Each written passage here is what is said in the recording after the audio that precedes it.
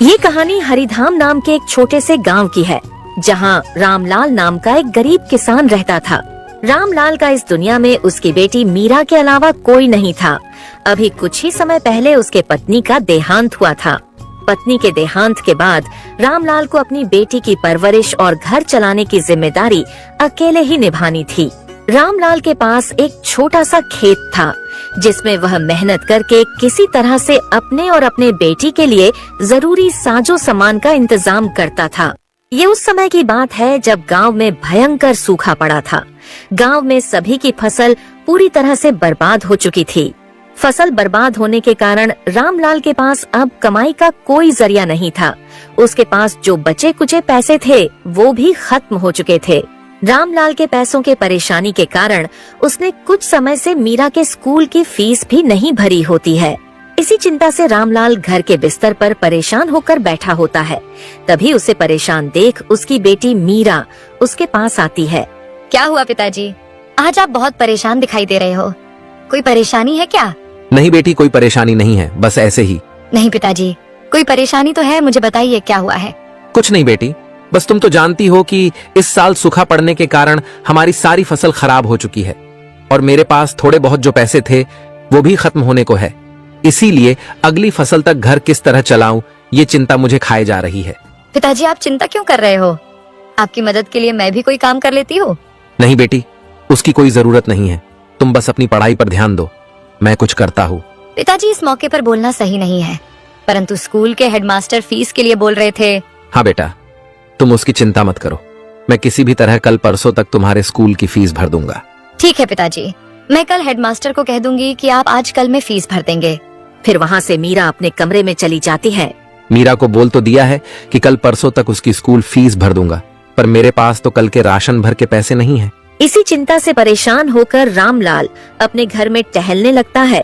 टहलते टहलते वो अचानक रुक जाता है। लगता है इस बार मुझे धनीराम सेठ के पास से पैसे सूद पर लेने पड़ेंगे, वरना मैं ना तो घर का खर्च चला पाऊंगा और ना ही मीरा की स्कूल की फीस भर पाऊंगा। हाँ, मेरे पास अब बस यही एक जरिया बचा है, कल सुबह ही जाकर सेठ से मिलता हूँ। धनीराम सेठ एक नंबर का लालची और ठग प्रवृत्ति का व्यक्ति है, जो गांव के लोगों की मजबूरी का फायदा उठाकर उन्हें सूद पर पैसे देता है। और जब गांव वाले उसके किसी कारण पैसे नहीं चुका पाते तो वो उनकी खेती की जमीन और घर उनसे छीन लेता था। अगली सुबह रामलाल धनीराम के घर पहुंच जाता है। नमस्ते सेठ जी। हाँ बोलो रामलाल, क्या हुआ? आज अचानक मेरे घर कैसे आना हुआ? सेठ जी, आप तो जानते हो कि गांव में इस बार सूखा पड़ा है, जिस कारण मेरी पूरी फसल खराब हो चुकी है और खेती के अलावा मेरे पास कमाई का कोई दूसरा जरिया नहीं है। और अब ऐसी हालत हो गई है कि मेरे पास घर खर्च चलाने भर के पैसे नहीं हैं। इसीलिए आपके पास आया हूँ ताकि आप मुझे कुछ पैसे दे देते तो अच्छा होता। मैं धीरे धीरे आपके सारे पैसे चुका दूंगा। देखो भाई रामलाल, मैं तुमको पैसे तो दे दूंगा, पर तुम तो जानते ही रहोगे मेरे बारे में, मैं उसूलों का पक्का हूँ। अगर तुमने मेरे पैसे मुझे नहीं लौटाए तो मैं तुम्हारा घर और खेती की जमीन दोनों अपने नाम कर लूंगा। धनीराम सेठ की ये बात सुनकर रामलाल सोचने लगता है। सेठ से पैसे ले तो लूंगा, पर अगर वो नहीं चुका पाया तो ये सेठ मेरी खेती की जमीन और घर दोनों मुझसे छीन लेगा। पर अगर इनसे पैसे नहीं लूंगा तो मीरा की स्कूल की फीस कैसे भरूंगा? क्या हुआ रामलाल, तुमने क्या सोचा? तुम्हें पैसे चाहिए या नहीं? चाहिए सेठ जी, मुझे अभी इन पैसों की बहुत जरूरत है। सेठ उसे पैसे दे देता है। धन्यवाद सेठ जी, मेरे पास पैसे जैसे जैसे आते जाएंगे मैं आपके वैसे वैसे सारे पैसे चुका दूंगा। वो सब तो ठीक है, पर मेरी बातें याद रखना कि अगर तुम पैसे नहीं चुका पाओगे तो मैं तुम्हारा घर और जमीन दोनों तुमसे अपने नाम करवा लूंगा। ठीक है सेठ जी। रामलाल फिर वहाँ से अपने घर के लिए निकल जाता है। घर पहुंचकर सबसे पहले वो अपने बेटी मीरा को बुलाता है। मीरा बेटी, यहाँ आना तो जरा। पिता की आवाज सुनकर मीरा वहाँ आती है। हाँ बोलिए पिताजी, आपने मुझे बुलाया क्या? हाँ बेटी, वो तुम कल स्कूल की फीस का बोल रही थी ना, वो मैं लेकर आया हूँ। पिताजी, पर कल आप बोल रहे थे कि आपके सारे पैसे खत्म हो चुके हैं, फिर आप ये कहाँ से लाए? बेटी, ये पैसे मैंने धनीराम सेठ के पास से सूद पर लिए हैं। पिताजी, पर वो सेठ तो पैसे देने के नाम पर लोगों की जमीन अपने नाम करवा लेते हैं। हाँ बेटी, पर अभी के लिए हमें उनके अलावा दूसरा कोई और पैसे नहीं दे सकता था, और फिर तुम्हारे स्कूल की फीस भरनी भी जरूरी थी, इसीलिए मैं उनके पास से पैसे ले आया। पर पिताजी, हमारे पास एक छोटी सी जमीन है और एक ये घर है, कहीं सेठ ने हमसे ये भी छीन ली तो हम क्या करेंगे? बेटी, तुम उसकी चिंता मत करो, मैंने सेठ से तुम्हारे स्कूल के फीस से थोड़े ज्यादा पैसे लिए हैं उन पैसों से मैं सब्जी मंडी से सब्जियां लाकर बेचना शुरू कर दूंगा और जैसे जैसे पैसे जमा हो जाएंगे वैसे वैसे सेठ के सारे पैसे वापस कर दूंगा। ठीक है पिताजी, जैसा आपको सही लगे। अगले दिन से रामलाल सब्जी मंडी से सब्जी लाकर गांव के बाजार में बेचना शुरू कर देता है। ताजी ताजी सब्जियां ले लो। रामलाल के यहाँ कुछ ही देर में ग्राहक आने लगते हैं। धीरे धीरे उसके ठेले की सब्जियां खाली होने लगती हैं। रामलाल जब सब्जियां बेच रहा होता है उसी वक्त वहाँ श्याम बाजार में घूम रहा होता है। श्याम भी रामलाल की तरह गांव में किसानी के अलावा कुछ नहीं करता था, पर श्याम के पास रामलाल से कई ज्यादा जमीन थी, जिस कारण यदि कोई साल उसकी फसल बर्बाद हो भी जाती तो उसे कोई फर्क नहीं पड़ता था और उसे गांव के और किसानों की जमीन खरीदने की आदत थी। श्याम जब रामलाल को सब्जी बेचता देखता है तो वो सोचता है, लगता है इस बार के सूखे ने रामलाल की हिम्मत तोड़ दी है, इसीलिए तो वो खेती छोड़ सब्जी बेच रहा है। यही सही मौका है, एक बार इसकी जमीन खरीदने की बात करके देखता हूँ, शायद वो मुझे बेच दे। फिर क्या था, श्याम तुरंत रामलाल के सब्जी के ठेले के पास पहुंच जाता है। अरे रामलाल भाई, तुम और सब्जी बेच रहे हो, क्यों खेती बाड़ी छोड़ दी क्या? क्या श्याम भाई, तुम भी मजाक कर रहे हो? तुम तो जानते हो इस साल के सूखे के कारण मेरी पूरी फसल खराब हो गई है और अब अगले फसल के मौसम तक किसी न किसी तरह तो घर का खर्च चलाना पड़ेगा, तो लगा लिया सब्जी का ठेला। पर तुम तो कल तक रो रहे थे कि पैसे नहीं है, पैसे नहीं, और अब सब्जी का ठेला लगा लिया, तो ये सबके लिए कहाँ से पैसे आ गए तुम्हारे पास? नहीं भाई, सच में मेरे पास तो घर के राशन तक के लिए पैसे नहीं थे और ऊपर से मीरा के स्कूल की फीस भी भरनी थी, तो धनीराम सेठ के पास से पैसे सूद पर ले लिया और मीरा की स्कूल की फीस भी भर दी और कुछ पैसों से सब्जी का ठेला लगा दिया। रामलाल की ये बात सुनकर श्याम खुश हो जाता है, क्योंकि उसे रामलाल की जमीन खरीदनी थी, पर रामलाल उसे वो बेचने तैयार नहीं था। उसने सोचा, चलो ये तो बहुत अच्छा हुआ कि इस रामलाल ने धनीराम से पैसे सूद पर लिए हैं। अब ये उसके पैसे चुका नहीं पाएगा और फिर धनीराम इसकी जमीन इससे छीन लेगा, फिर वो जमीन मैं उससे खरीद लूंगा। रामलाल की ये बात सुनकर श्याम खुश तो था, पर वो रामलाल के सामने दुख जताने की कोशिश करता है। क्या कहा रामलाल भाई, तुमने धनीराम के पास से पैसे सूद पर लिए हैं? पर तुम तो जानते हो ना वो कितने ठग प्रवृत्ति का व्यक्ति हैं। वो तुम्हारी जमीन तुमसे छीन लेगा। हाँ भाई, मैं जानता हूँ, पर वो तो तब होगा ना जब मैं उनके पैसे नहीं दूंगा। मुझे पता है कि अब अगली फसल तक तो मैं कुछ भी नहीं कर पाऊंगा, इसीलिए मैंने सोचा कि तब तक सब्जी का ठेला लगा लेता हूँ। इससे जो मुनाफा होगा उसमें से कुछ पैसे घर खर्च में काम आएंगे और कुछ मैं बचा बचा कर सेठ को वापस कर दूंगा। रामलाल की ये बातें सुनकर श्याम मन ही मन सोचता है, ये तो सही कह रहा है, इसकी सब्जी की दुकान तो अच्छी चल रही है और अगर आगे भी ऐसा चलता रहा तो ये बहुत जल्द ही धनीराम के पैसे लौटा देगा, और अगर इसने धनीराम के पैसे लौटा दिए तो फिर मैं इसकी वो जमीन कैसे खरीदूंगा। श्याम थोड़ा परेशान तो हो जाता है, पर वो रामलाल के सामने कुछ जाहिर नहीं करता है। हाँ भाई, फिर तो सही है, मैं भी देखता हूँ, अगली फसल तक कुछ ना कुछ कर लेता हूँ। श्याम रामलाल के सामने मीठी मीठी बातें करने के बाद वहाँ से निकल जाता है। थोड़ी दूर पहुंचकर श्याम रामलाल की जमीन हड़पने की नई तरकीब लगाता है। मेरे पास इतना अच्छा मौका था रामलाल की जमीन अपने नाम करने की, पर जिस तरह उसकी दुकान चल रही है फिर तो मैं वो जमीन नहीं ले पाऊंगा। एक काम करता हूँ, धनीराम सेठ से मिलकर रामलाल की जमीन अपने नाम करने की बात करके आता हूँ। फिर क्या था, श्याम वहाँ से धनीराम से मिलने उसके घर की तरफ निकल जाता है। श्याम धनीराम के घर पहुँचते ही उससे सीधे रामलाल के बारे में बात करता है। नमस्ते सेठ जी, क्या हाल है? अरे श्याम भाई, तुम यहाँ और ये मुझे सेठ जी बोलकर मेरा मजाक उड़ा रहे हो क्या? मुझे तो लगता है मुझे तुम्हें सेठ मुझसे ज्यादा जमीन तो तुम्हारे पास होगी। कहा धनी भाई, बस गिन चुनकर 5-10 होंगी। भाई तुम्हारी बात सुनकर तो मुझे वो मुहावरा याद आ गया। कौन सा मुहावरा भाई? भाई वही बोलते हैं ना, हाथी के खाने के दांत अलग होते हैं और दिखाने के अलग। बस भाई मजाक छोड़ो, मैं तुम्हारे पास एक बहुत जरूरी काम से आया था। बोलो भाई, क्या काम था? मैंने सुना है उस रामलाल ने तुमसे पैसे सूद पर लिए हैं। हाँ भाई, अभी कल ही तो लेकर गया वो मुझसे पैसे। क्यों, नहीं देना था क्या? उसे तुमने बताया था ना कि अगर वो तुम्हारे पैसे नहीं लौटाएगा तो तुम उसकी जमीन अपने नाम करवा लोगे। हाँ, मैंने उसे पैसे देने से पहले और पैसे देने के बाद अच्छे से समझा दिया था कि अगर उसने मुझे पैसे समय से नहीं लौटाए तो मैं उसकी खेती की जमीन के साथ साथ उसका घर भी अपने नाम कर लूंगा। ये बहुत सही किया तुमने। क्या हुआ श्याम भाई, कहीं तुम्हें उसकी जमीन तो नहीं चाहिए? हाँ भाई, तुम एकदम सही समझे, मुझे उसकी जमीन चाहिए थी। मैंने कई बार उसे वो मुझे बेचने का प्रस्ताव दिया था, पर वो हमेशा मना कर देता था। पर इस बार अच्छा मौका है उसकी जमीन अपने नाम करवाने का। तो अब तो तुम्हें उससे उस जमीन की बात करने की जरूरत ही नहीं पड़ेगी, क्योंकि कुछ ही दिनों में उसका मालिक मैं बन जाऊंगा। तो फिर सीधा मुझसे बात करो उस जमीन की।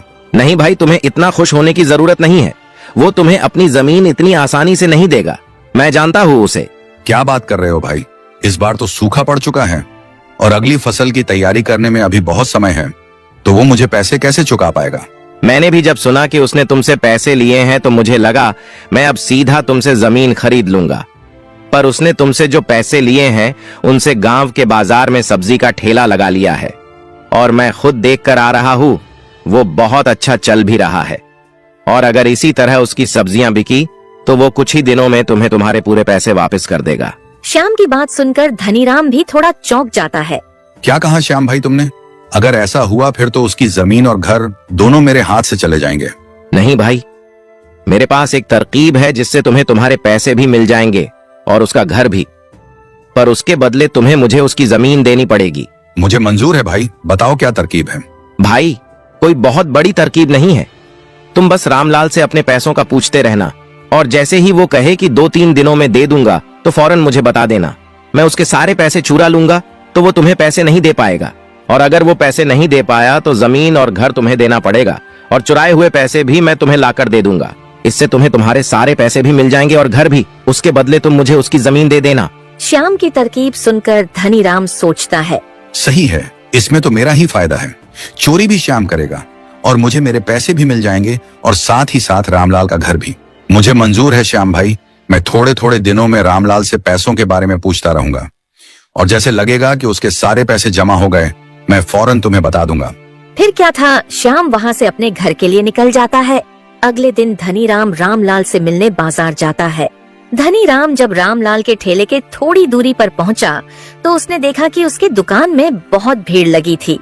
इतनी भीड़ को देख धनीराम कहता है, सही कह रहे थे श्याम भाई, इस रामलाल की सब्जी की दुकान तो बहुत अच्छी चल रही है। ऐसे में तो वो मेरा सारा पैसा बहुत जल्द ही लौटा देगा। जैसे ही ठेले से कुछ लोग कम होते हैं, धनीराम रामलाल से मिलने पहुंच जाता है। और रामलाल भाई, तुम्हारी सब्जी की दुकान तो बहुत मस्त चल रही है। बस सेठ जी, जो भी कुछ है आपके वजह से है। नहीं राम भाई, तुम मुझे क्यों धन्यवाद कर रहे हो? तुम्हें पैसों की जरूरत थी, मैंने दिए बस। और तुम्हारे पास जैसे होंगे तुम तो मुझे वो लौटा ही दोगे ना?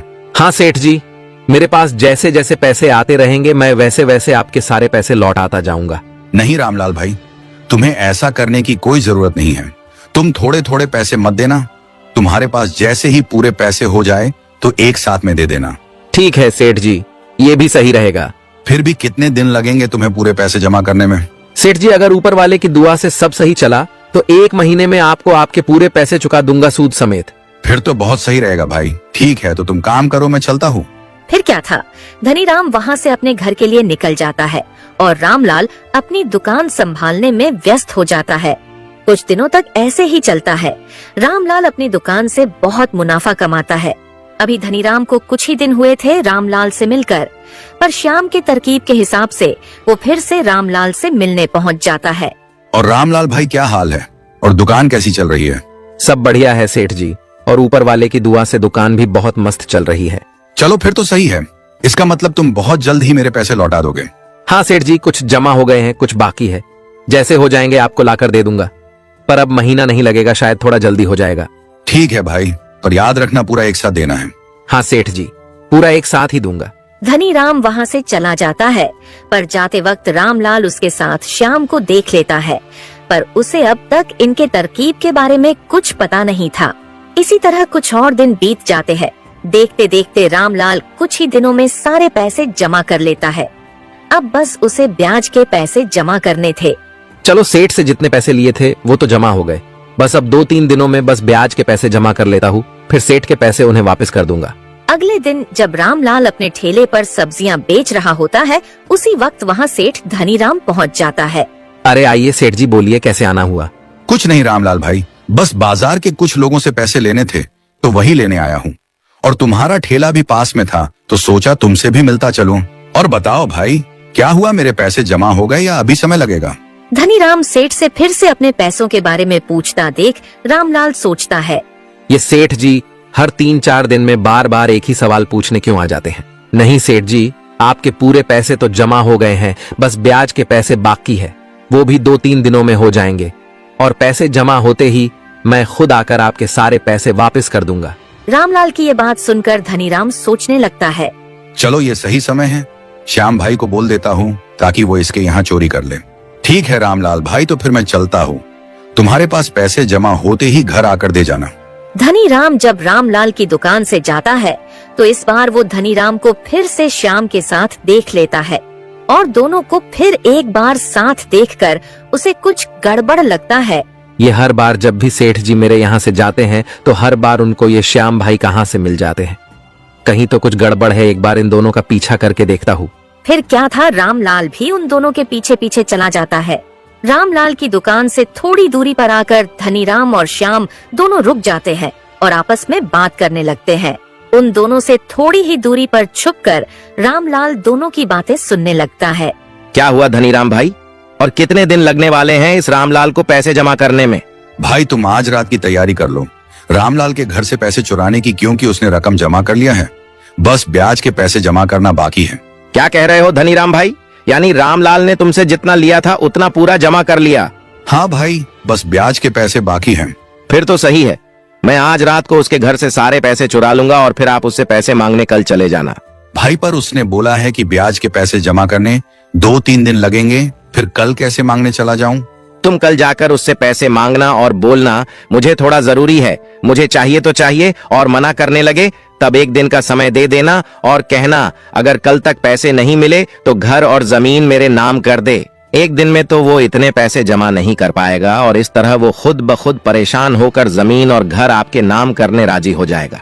वाह भाई क्या बात है, क्या दिमाग लगाया है तुमने। ठीक है, तो तुम आज रात की तैयारी करो, मैं कल की तैयारी करता हूँ। वही दूर खड़े रामलाल ने दोनों की सारी बातें सुन ली थीं। ये क्या, ये दोनों तो मिलकर मुझसे मेरी मेहनत की कमाई और घर जमीन हड़पने की साजिश कर रहे हैं। रामलाल को कुछ नहीं समझ रहा था, इसीलिए वो फौरन वहाँ से अपने घर पहुँच जाता है। रामलाल बहुत गहरी चिंता में अपने घर के बिस्तर पर बैठा होता है, तभी वहाँ उसकी बेटी मीरा आती है। क्या हुआ पिताजी, आप इतनी चिंता में क्यों हो? कोई परेशानी है क्या? हाँ बेटी, एक परेशानी तो है। रामलाल अपनी बेटी मीरा को पूरी बात बता देता है जो उसने धनीराम सेठ और श्याम को एक दूसरे से कहते हुए सुना था। पिताजी, तो आपने कोई तरकीब सोची है क्या? नहीं बेटी, बस वही सोचने की कोशिश कर रहा हूँ, पर कुछ सूझ ही नहीं रहा है। पिताजी, मेरे पास एक तरकीब तो है जिससे सेठ भी हैरान रह जाएंगे और श्याम काका भी। बताओ बेटी, क्या तरकीब है? मीरा अपने पिता को सारी तरकीब समझा दे और मीरा की तरकीब सुनकर रामलाल उसकी बहुत तारीफ करने लगता है। वाह बेटी, क्या खूब तरकीब लगाई है तुमने। अब देखो कल मैं कैसे दोनों को चौंका देता हूँ।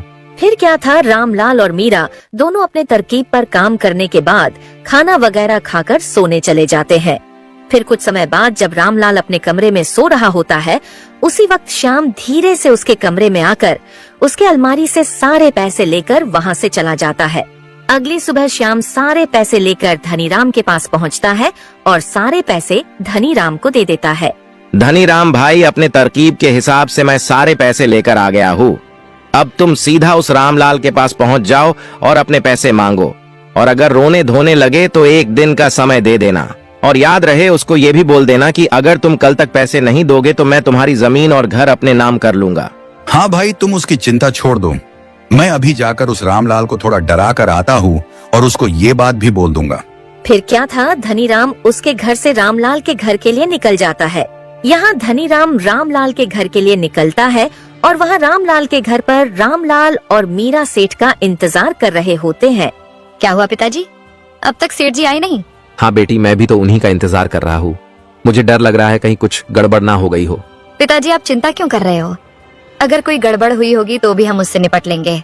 हाँ बेटी, बात तो तुम्हारी सही है। अभी रामलाल और मीरा आपस में बात कर ही रहे होते हैं, तभी वहाँ धनीराम आ जाता है और धनीराम को देखकर मीरा अपने कमरे में चली जाती है। अरे सेठ जी, आप यहाँ अचानक, क्या हुआ, कोई काम था क्या? नहीं रामलाल भाई, मैं तो मेरे पैसे वापस लेने आया हूँ। मुझे थोड़ा जरूरी काम आ गया था तो सोचा तुमसे लेता जाऊं। सेठ जी, पर मैंने कहा था ना कि 1-2 दिन और लग जाएगा मुझे पूरे पैसे देने में। हाँ मुझे पता है, पर मुझे सारे पैसे आज चाहिए। मैंने बताया ना, मुझे थोड़ा जरूरी काम है। सेठ जी, आप जरा यही रुकिए, मैं एक बार देखता हूँ मेरे पास कितने पैसे हुए हैं, अगर पूरे हो गए होंगे तो मैं लेकर आता हूँ। रामलाल वहाँ से अपने कमरे में चला जाता है और धनीराम वहीं रुककर उसका इंतजार करने लगता है। थोड़ी देर के बाद रामलाल दौड़ता हुआ अपने कमरे से आता है। सेठ जी, एक समस्या हो गई है। समस्या? कैसी समस्या हो गई है रामलाल भाई? सेठ जी, मैंने सारे पैसे अपने कमरे के अलमारी में रखे थे। लगता है किसी ने सारे पैसे चुरा लिए हैं। क्या कहा रामलाल भाई? पैसे चुरा लिए हैं? कहीं तुम झूठ तो नहीं बोल रहे हो ताकि मुझे पैसे ना देने पड़े? नहीं सेठ जी, मैं झूठ क्यों बोलूंगा। सच में मैंने सारे पैसे अपने कमरे के अलमारी में रखे थे और मुझे झूठ बोलकर क्या मिलेगा। आज नहीं तो कल मुझे आपको आपके पैसे तो लौटाने ही पड़ेंगे ना। धनीराम अंदर ही अंदर बहुत खुश हो रहा होता है। चलो सही है, सब श्याम भाई के तरकीब के अनुसार हो रहा है।